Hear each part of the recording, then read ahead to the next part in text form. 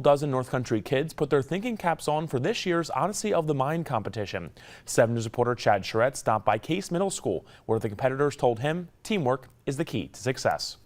You can bake it, fry it, cook it in a pan. Music, theater, and construction.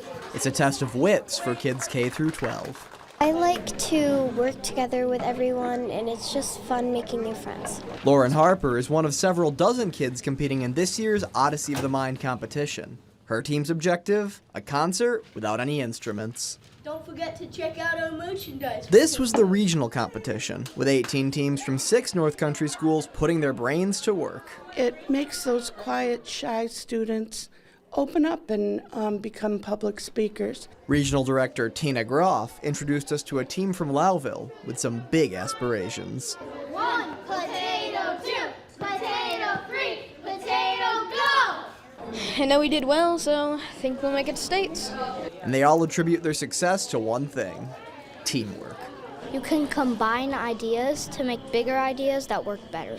There aren't very many problems because it's combining everyone's knowledge. When it's just one person's problem, like in the thing, it turns into the whole group's problem, and then we work together to solve it out.